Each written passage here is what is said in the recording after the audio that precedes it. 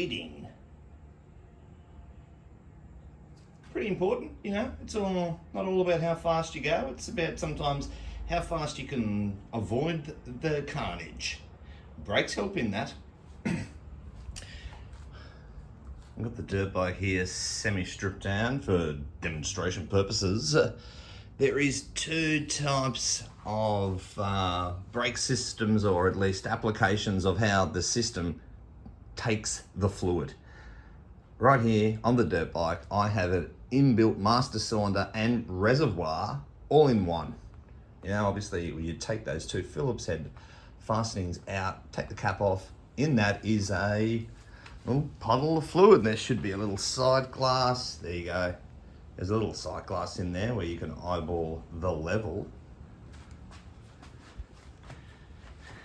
And the alternate being a separate little reservoir of oil, of hydraulic fluid that's fed through a hose into the master cylinder.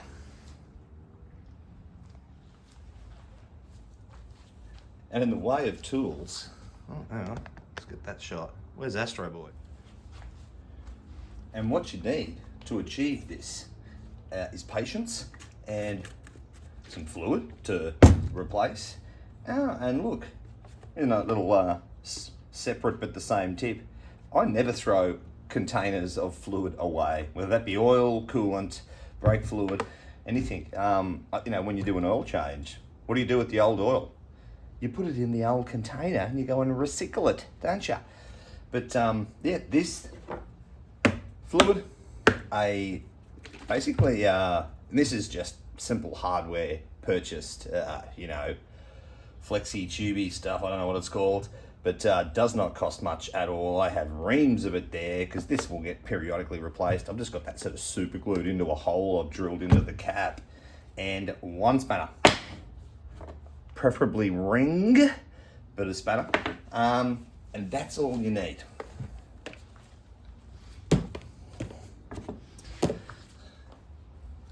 This came to me the other day. I hope it makes sense. 2 bottles. Each represents the braking system on your motorcycle. See this one here? Oh, it's not full and it has quite a bit of air in it.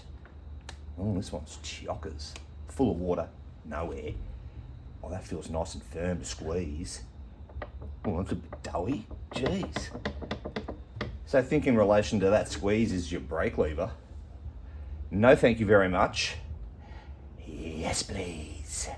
And that's all you're trying to do with your brake system, is ensure that there's no air in it, and you do that by way of, let's say that's the bleed nipple on the caliper.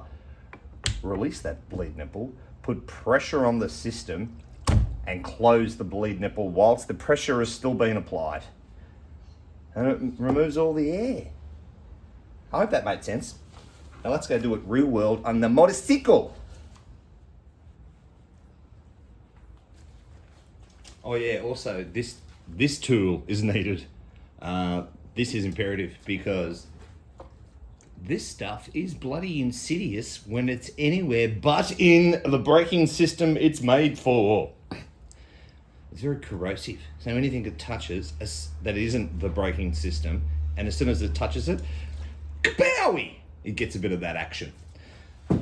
So what we need to do, number one, is ascertain where the hell the reservoir is for my rear brake on my dirt bike, which desperately needs bleeding because I can see the fluid's low, but also that lever is acres long. So it's simple, isn't it? Like, there's my little reservoir. I know this because I've done this before, but you can also follow that tube, that lead hose, to the master cylinder that's just behind this plastic shroud. So I need to pop off the cap and the little expansion rubber booty. That's quite important. Also, that's all going to get a lovely nice lick of brake cleanup before it goes back in. Then I'm just going to get my insidious paint stripper, which I've already pre-made some little holes so it doesn't go out of control on me. And I'm just ever so gently, the reservoir I'm pouring into would probably only hold about 25 mils anyway. So, you know, and throughout this process of bleeding the brakes, you're coming up here periodically. You're constantly topping this reservoir up because you don't want that reservoir to run empty whilst you're bleeding the brakes, because if that reservoir runs empty during the process, you're just sucking air through the line and you're back to zero. So it really is a case of getting my catch can attached to the brake nipple down there, and let's get pumping, shall we? Pump it up! Thank you. All right, just really quickly, I got a confession to make. This Brembos are an Imperial tool. Imperial dogs! I'm all about metric, but I do own about 3 or 4 Imperial dogs for this area application. That there is a caliper. That there is my little rubber cap that's covering and protecting the portal where all this fluid comes out of. So like I said, I'm all about the ring spanner here, just because it doesn't go anywhere once you put it on. So the ring spanner's on. Then I just put my little catch tubey over that, and that's a lovely seal. That is Mickey Mouse. Love it. Gravity is going to do its thing. Thank you, Mr. Newton. Okay. Shh.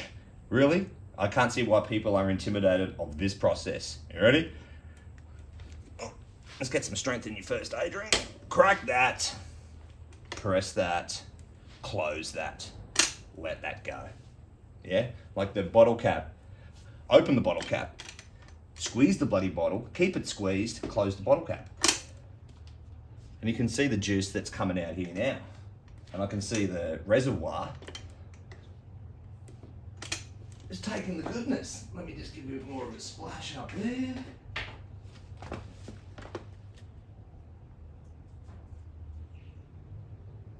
Just a splash and dash, Robbie Gordon. All right. Crack it. Pump it. You can see it coming out. Lock it. Let it go. And if you did have if you did have air in the system, you genuinely can see bubbles coming out of here. And all I would suggest that the best bit of information that I could share is, if you are seeing bubbles, keep doing what you're doing until you don't see bubbles, and then the job is done. Quite simple. Crack it, pump it, lock it, let it.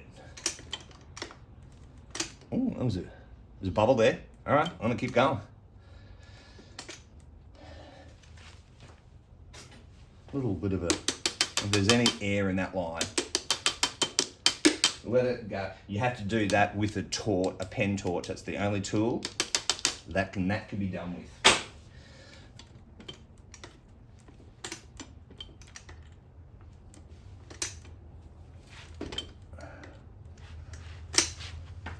More juice up top.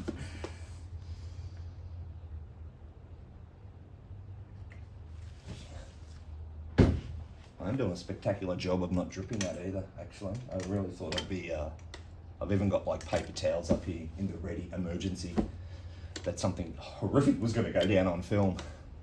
But even if it does, I edit all that out.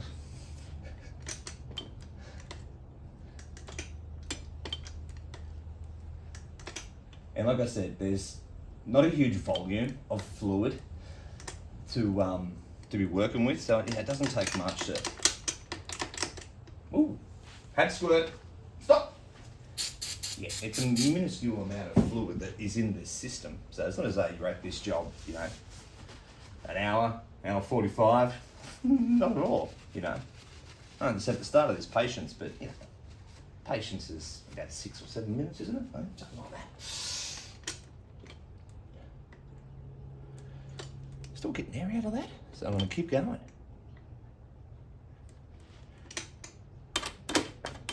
Come on, I want air out.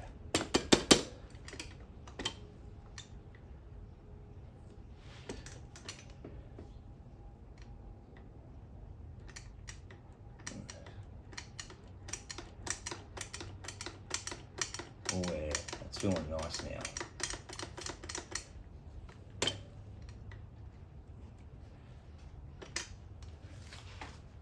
This could be my last top up, I reckon, here guys.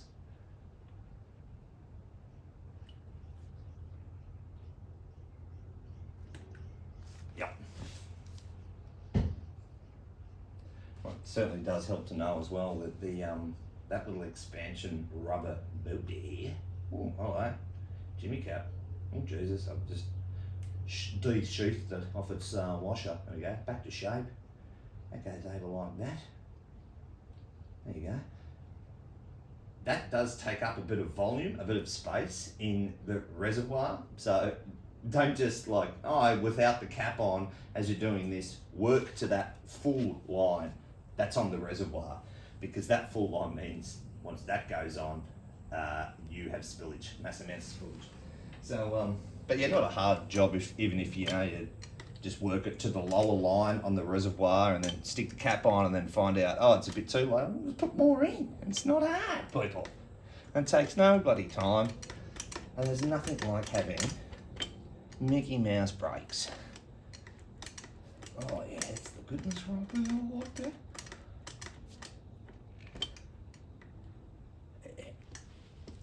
That's locked off for good. Now there is a bit of an art in getting this last bit out. It certainly does require some brake cleaner and a rag. And I'm just going to try and get as much of that last little bit of fluid that's in that line down the hose, which is working. And I'm just going to go just like you're pulling a bloody terrorist out of a car. You're nice and quick. So that was nut was locked off. I'm going to just give that a little bit of a how's your father. Protective rubber boot over the top. Let's get the cap on the reservoir. We're almost done. You've got a lovely system with a please. You're going nowhere. Love it. All right, back to work.